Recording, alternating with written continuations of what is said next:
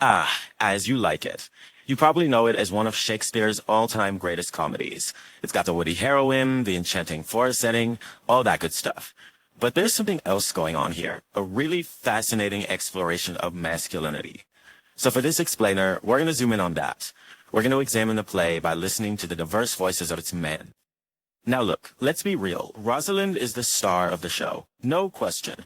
But the play is just packed with this incredible cast of men, and each one brings something totally different to the table, a whole new world of you.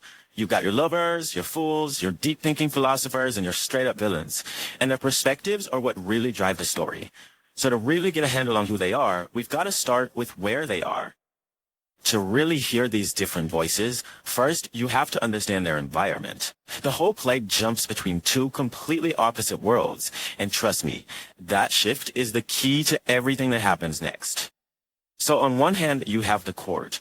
Think of it as this toxic, rigid place. It's all about injustice, betrayal, and a bunch of strict social rules you have to follow. But then you have the Forest of Arden.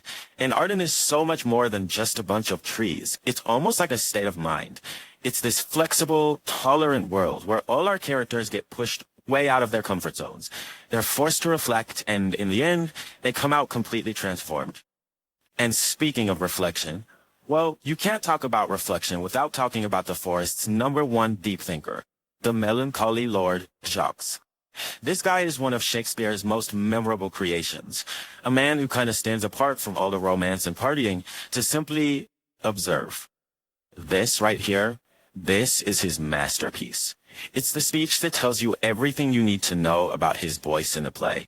For Jacques, life isn't something to be lived with passion. Nope, it's a performance to be analyzed with everyone just playing their predictable parts from birth to death. It's a super cynical, detached worldview, and it is utterly unforgettable. So, who is this guy, really? Well, first and foremost, he's the observer, the thinker. He's an outsider looking in. He's also the play satirist, mocking the lovers and the fools and pretty much everyone else. This has led some to call him the weeping philosopher, this guy who embodies a kind of fashionable sadness that was popular in Shakespeare's day.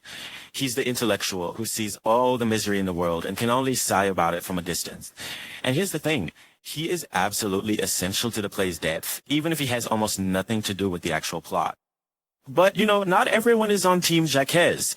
His philosophical stance has always been a little divisive.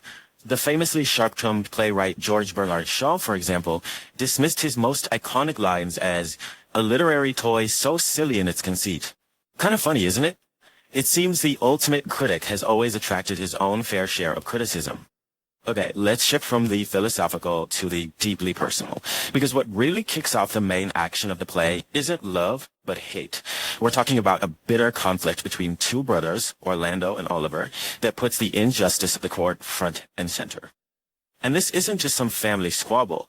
In Shakespeare's world, this is a huge societal problem. When the older brother, Oliver, denies his younger brother, Orlando, his education and his birthright, that's a profound violation of natural order. This whole thing taps into deep anxieties from that time about inheritance and social stability. It represents a world turned upside down, where even the most fundamental bonds have been corrupted by envy. But the Forest of Arden provides the perfect stage for them to reconcile, and it really shows off the forest's transformative power. Their journey starts with injustice at court, then exile forces both brothers into the wilderness, and it's there that Oliver, after being saved by the very brother he tried to kill, has this sudden, almost magical change of heart. And finally, through forgiveness, the natural order is restored. It's just a perfect arc of redemption. Alright, now for a completely different kind of voice. Let's talk about Touchstone, the court jester who follows our heroines into the forest. He's not a philosopher or a lover, he's a professional critic, and his weapon is wit. As a professional fool, Touchstone basically has a license to say what no one else can. He uses puns, riddles, and some pretty absurd logic to expose the hypocrisy and foolishness of everyone around him, whether they're dukes or shepherds. You could say he's truth wrapped in a joke. His genius is really on full display when he debates the pros and cons of court life versus country life. Unlike the other characters who are totally idealizing the forest, Touchstone finds flaws in both worlds. In one hilarious exchange, he proves to a simple shepherd that both their lives are equally absurd. The courtier is damned for his perfumes and hypocrisies, while the shepherd is damned for his simple, rustic ways. Through his wit, he shows that no place is a perfect utopia. You're going to find foolishness everywhere. So we've got the critic, the feuding brothers, and the fool. How does Shakespeare bring all these different male voices and the entire chaotic plot together? He does it in a spectacular final act that's all about resolution and harmony. The end of this play isn't random. It's a masterpiece of structure. Shakespeare uses very deliberate pairing and balancing to create this powerful sense of order emerging from chaos. Every conflict gets resolved, every lover gets matched, and every wrong is made right.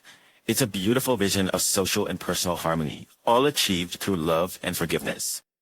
And nothing symbolizes this restoration of order more clearly than the play's final moments. We get 4 weddings. Not 1, not 2, but 4. This multiplication of couples is the ultimate representation of society healing itself, creating new bonds and a hopeful future out of all the discord from the past. So as we leave the Forest of Arden, the play leaves us with a question. We've heard from the lover, Orlando, whose passion helps restore order. We've heard from the fool, Touchstone, whose wit exposes folly everywhere. And we've heard from the critic, Jacques, whose melancholy observations force us to think. So what about our world? Which of these voices, the lover, the fool, or the critic, do you hear the loudest? It's definitely something to think about.